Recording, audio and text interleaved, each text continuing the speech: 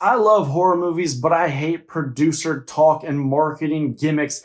You know what I'm talking about? How many times have you heard a movie was going to be the final chapter just so that would raise more interest and get people to come out and say, well, I have to see how it's going to end, just for another entry to be released within a year or two? I was afraid of that because Jason Blum said to Fangoria recently that Insidious Chapter 5, The Red Door, that was going to put a seal on things for a long, long time. That the franchise would be going on an indefinite hiatus, that this was a proper ending and things were done. That's a wrap for the Insidious franchise, at least for the foreseeable future. And I was like, I don't know, Jason Blum. You got kind of a patchy track record. Sometimes what you say comes true, and then sometimes you say things like with the David Gordon Green Halloween trilogy, where we go, "Oh, you're full of bull, but man, you're good at getting our butts in the seats." So I was like, "Is that what he's doing here? Is that what is going on?" And then I heard James Wan talking about how if he could handpick anybody, it would have been Patrick Wilson to take up the mantle of the Insidious franchise, and that this was the perfect outing for his directorial debut because through all of their intimate experiences working on the Insidious films and the Conjuring movies, he knew that Patrick Wilson was all about ethos, pathos, and storytelling. And that makes you go, yeah, but a lot of producers and directors who work with their they say these things. How many times have we heard John Carpenter put effusive praise on a Halloween movie just for it to turn out he was just doing whatever he could to make the bottom line better, to sweeten the deal for himself and to pad his pockets? But I can safely say that I just watched Insidious Chapter 5, and there was thunderous applause in my auditorium once the movie hit its end credits. So it was fantastic to watch the Lambert family story conclude with a bunch of other like-minded, passionate fans of this franchise who all felt like they got a proper goodbye. And so much applause has to go to Patrick Wilson, what he has done here in his debut, because he feels like a seasoned director and the way he does bring about a proper conclusion, the way that we do have a fulfilled arc of this family.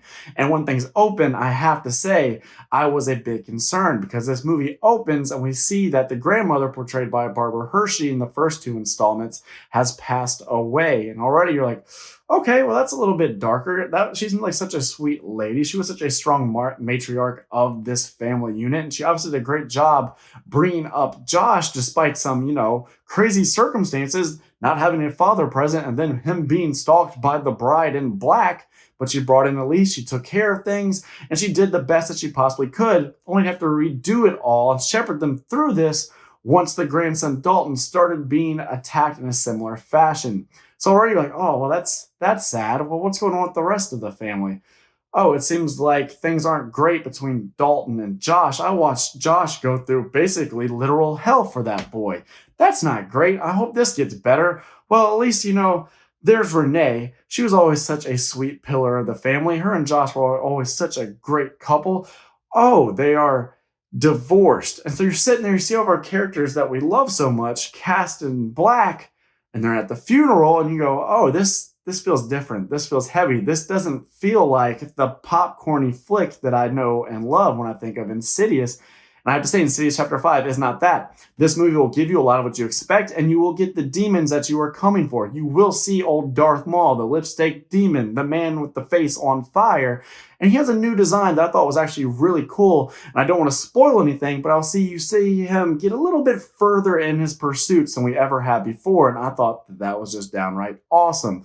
But what this movie is really about is that theme of fatherhood, of the dynamic between the father and son, and having to look your own demons in the eye, stare them down, and conquer them.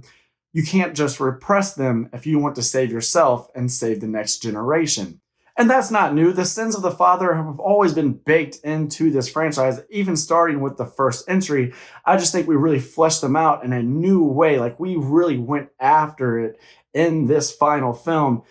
And through that storytelling that was so important to Patrick Wilson, I think we got there. We got all the way there. We fleshed out the themes and the characters to full effect, and it was a very satisfying ride to where if you even got a little bit emotional by the time the end credits hit, I would not blame you, especially if you're somebody like myself, where I'm a bit of a sap or a sucker for movies about fatherhood. Now, aside from the way Patrick Wilson guided his fellow actors, I would say that he also has a deft touch when it comes to artistic design, when it comes to setting up the scares, when it comes to blocking, when it comes to playing with audience expectations. Obviously, within franchises, you have a certain formula, you have a certain set of things that you know to look for. And I felt the camera often set us up in this movie.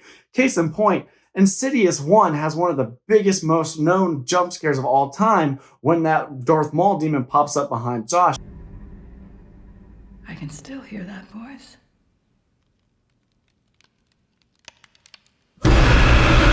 I feel like so often in this movie, the camera is set up and fixed on a character's face in such a way that you have just a little bit of space over their shoulder. And you keep waiting for that moment to come. And I'm not going to reveal to you when it comes or if it comes or any of that. But by the way that they keep stretching it out, and they do this in other moments too, to where they know what you're looking for. They know what you are primed for. They know that you sit there and you watch the frame and you know what's supposed to happen, that it gets you on pins and needles. It gets you holding your breath. It gets you anticipating, and thus you are nothing more than a balloon of bated breath and anxiety, which creates palpable tension and dread. And that's just good horror filmmaking. And there's aspects of that all throughout. There's all sorts of cool set pieces within this movie. There's really great art design. That was such a nice device. Obviously, in the first film, there's a whole thing about Dalton, coloring and talking about his astral projection and where he goes at nights, him coloring the red-faced demon. And now we see that he is an art major, and his drawing has gotten impeccable. I mean, the dude is very, very talented in this movie, and it adds just such a neat little almost emo edge to things. This movie is very, very emo, and I think that very personal tale mixed with stuff about fatherhood and the bond between a father and son and legacy, and the fact that it had that emo artsy edge, it just made it a film that was really catered to me and the things that I am all about at my core. I do not expect this to be a movie that, suits all horror fans. This is not a thing that is all about the things that go bump in the night. This isn't just jump scare after jump scare. This isn't about ghastly, grisly images. No, this is, exactly as James Wan said, Patrick Wilson saying, you know what, we started this story over 10 years ago, and now I've been blessed with the opportunity to send it home, to finish up and put a bow on it, and I'm going to make sure the story that we close it with the 5th and final chapter with a resounding oomph and huzzah for our clan. Anybody who comes out of a survivor or is lost in the fray, none of it will be in vain. All of it will have resonance. All of it will matter. And all of it will be appealing and satiating for fans who have been on this ride with us from the get-go. I gotta say, as somebody who's a fan of the Halloween franchise, that's my favorite franchise. I'm a bit envious of anybody who calls Insidious their favorite franchise, because this is how you cap things off. So there you go. Those are my thoughts. I know this was a bit meandering and rambling, but I was just really impressed with this directorial debut. I did not expect to go in and be moved in this way. I didn't expect to feel on the hook in this way. I didn't expect there to be so much emotional resonance, for me to connect to Ty Simpkins in this way. I never thought that would happen with Dalton. I thought we might get some cool jump scares, some cool creature designs, and we would have Tiptoe Through the Tulips and all those little things we look for. And this movie largely subverts expectations and gives you much more to chew on, much more to reflect on with this family, with this franchise, and maybe even your own life. And for that, I'm actually very grateful to the team behind this movie, and I would give it a 4 out of 5. Those are my thoughts. If you enjoyed this review, please hit subscribe so you get more Nate Mareflix content in the future. Other than that, though, I just wish that you have yourself a fantastic day. I'm Nate for Nate Mareflix saying that's a wrap.